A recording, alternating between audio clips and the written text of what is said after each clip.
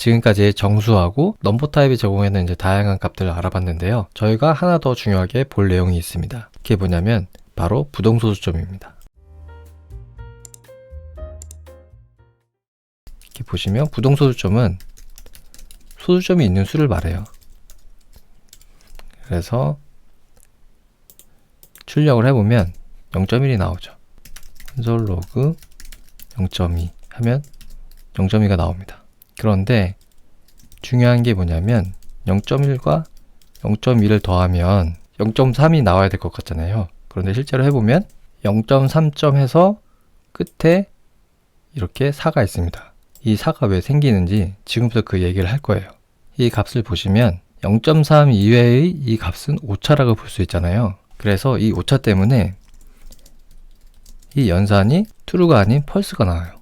그렇기 때문에 지금부터 저희가 이제 다룰 내용을 깊게 잘 알고 계셔야 합니다. 프로그래밍 언어는요, 이렇게 소수가 있는 수를 표현할 때 부동소수점을 사용해요. 부동소수점이 뭐냐면요, 부동소수점. 부동이 뜰 부자예요. 그리고 움직일 동입니다. 그래서 소수점이 움직인다는 거거든요. 예를 들어서 123.5를 그대로 123.5로 나타내면은 여기 보시면 여기 있는 소수점이 그대로 고정되어 있잖아요. 그래서 이런 거는 고정소수점 표현이라고 해요. 부동소수점의 반대가 고정소수점 표현입니다. 그런데 컴퓨터는 이 수를 어떻게 이제 표현을 하냐면요, 123.5가 있으면 1.235 곱하기 10의 2승으로 바꿔요. 여기 보면 이제 소수점이 100의 자리에서 1의 자리로 옮겼죠. 그래서 소수점이 옮겨갔다, 움직인다 라고 해서 부동소수점이라고 합니다. 컴퓨터가 이렇게 고정소수점을 부동소수점으로 바꾸는 이유는요, 한정된 메모리 공간에서 좀 더 넓은 범위의 소수를 표현하기 위해서예요. 그리고 컴퓨터는 이렇게 부동소수점이 주어지면은 컴퓨터가 알아들을 수 있는 수는 실제로는 1과 0인 바이너리 수밖에 없잖아요. 이진수. 그래서 이 부동소수점 수를 실제로 이진수로 이제 표현을 해야 합니다. 그 과정에서 이런 오차가 생기는 거예요. 왜 생기는지 한번 알아볼게요. 예를 들어서 12.5가 있으면 이거를 한번 이진수로 변환을 해볼게요. 변환을 할 때 우선 해야 될 게 정수부인 12하고요. 그 다음에 소수부인 0.5를 이렇게 딱 나누는 거예요. 그래서 정수부인 12는요, 12에서 나눕니다. 2로 나눠요. 그래서 나누면 6이고 나머지가 0이잖아요. 또 2로 나눕니다. 3이고 나머지가 0이잖아요. 또 2로 나눠요. 그러면 몫이 1이고 나머지는 1이죠. 또 나눠요. 그럼 몫은 0이고 나머지는 1이에요. 그래서 정수부는 이 몫이 0이 될 때까지 계속 2로 나눕니다. 그래서 몫이 0이 되면은 나머지를 거꾸로 이렇게 올라가는 거예요. 그래서 1100이 정수 12를 이진수로 표현을 한 거예요. 여기는 2의 0승, 2의 1승, 2의 2승, 2의 3승이 돼서 그렇죠. 그래서 여기는 8이고 여기는 4고 얘는 2고 얘는 1인데 여기는 빵이니까 이 둘만 8과 4를 더해서 12가 되는 거죠. 하지만 소수는 이렇게 계산하지 않습니다. 소수는 어떻게 계산하는지 한번 볼게요. 소수는 2로 계속 나누는 게 아니고요, 2를 계속 곱해요. 그래서 0.5 곱하기 2를 하면은 1.0이 되잖아요. 그러면 정수부가 1이고 소수부가 0이죠. 소수부가 0이면 거기서 끝냅니다. 그래서 0.5의 이진수는 1이에요. 그렇기 때문에 12.5의 이진수는 110.1.1이 되는 겁니다. 그런데 부동소수점을 표현할 때 정밀도라는 게 있어요. 정밀도 4자리 하면은 0이 나오면 끝나는 건데 4자리를 다 채워서 0, 0, 0 이렇게 표현을 해주는 거예요. 만약에 정밀도 8자리다. 그러면은 0을 더 채워주겠죠.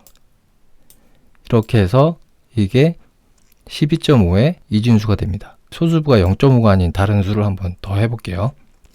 12.3이 있다고 해볼게요. 그러면 정수부인 12하고 소수부인 0.3을 나눌 수 있죠. 그리고 12는 1100이었어요. 그러면 0.3을 이진수로 한번 표현을 해보겠습니다. 0.3을 2로 계속 곱하면 돼요. 그러면 0.6이 나오죠. 그러면 정수 그리고 여기 소수, 정수는 0이고 소수는 0.6이죠. 그럼 다시 0.6에 2를 곱해요. 0.6 곱하기 2는 1.2죠. 그러면 정수는 1이고 소수는 0.2죠. 소수가 0이 아니니까 계속 실행을 하죠. 0.2 곱하기 2 하면은 0.4 해서 정수는 0이고 소수는 0.4가 돼요. 소수분이 0이 아니니까 또 합니다. 0.4 곱하기 2는 0.8 해서 정수분은 0이고 소수분은 0.8이에요.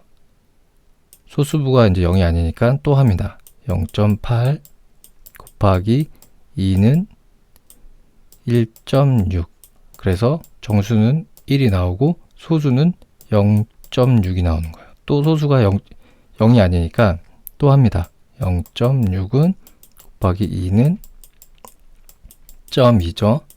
그래서 정수 1이고 소수는 0.2예요. 자, 보시면 소수 부분이 0.6, 0.2, 0.4, 0.8, 그 다음에 또 0.6, 0.2, 또 여긴 또 0.4, 0.8이 나오겠죠. 그래서 계산이 소수 부분이 0이 나오지 않고 계속 반복해서 패턴을 이뤄가면서 실행이 되겠죠. 그렇기 때문에 정밀도가 여기서 필요한 겁니다.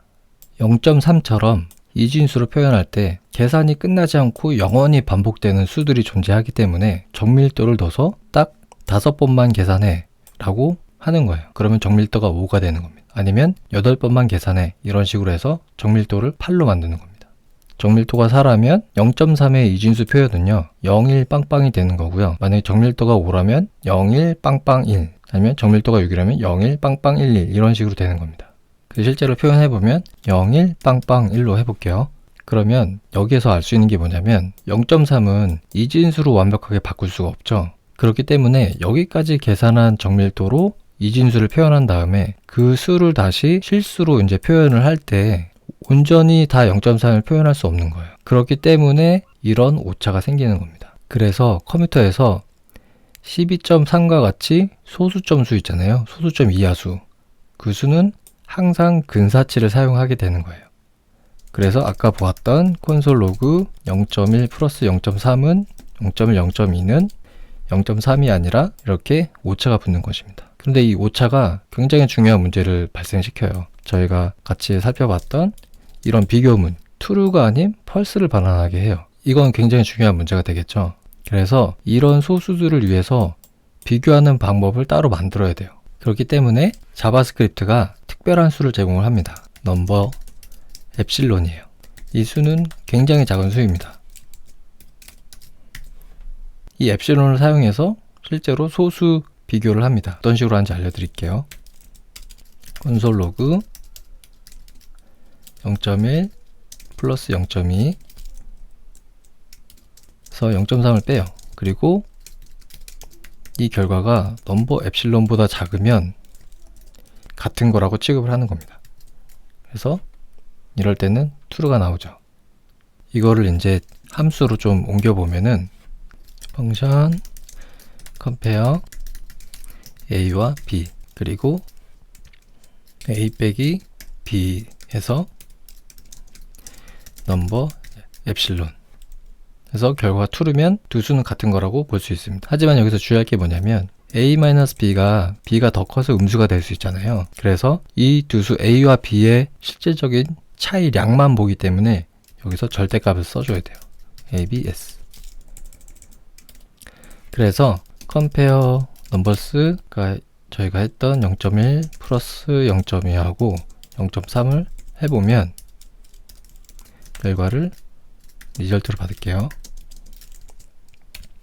콘솔 로그 리절트 실행을 해보면 이때는 두 수 0.1 플러스 0.2와 0.3이 같은 걸로 판단을 할 수 있죠. 소수점 수를 더할 때는 항상 오차가 발생하기 때문에 다른 언어에서도 소수점을 비교할 때는 저희가 이제 사용했던 이런 방식을 많이 사용합니다. 소수점을 가진 두 수의 차가 아주 작은 수보다 작으면 같다라고 보는 거예요. 저희가 다룬 이제 부동소수점하고 이런 부동소수점을 이제 비교하는 기법, 이런 것들은 아주 많이 사용하는 내용이기 때문에 잘 알고 계셔야 돼요. 자, 지금까지 넘버 타입을 같이 알아보면서 정수, 그리고 뭐 넘버가 제공하는 다양한 숫자들, 그리고 부동소수점이 뭔지, 그 다음에 부동소수점을 비교할 때 왜 오차가 발생하고 이럴 때는 어떻게 해결하는지 등을 같이 한번 알아봤어요. 수치 데이터를 잘 다루는 것은 굉장히 중요하기 때문에 넘버 타입을 잘 알고 활용하는 게 굉장히 중요합니다. 넘버 타입에 대한 강좌는 여기서 마치고요. 다음 편에서는 스트링을 같이 알아보겠습니다. 감사합니다.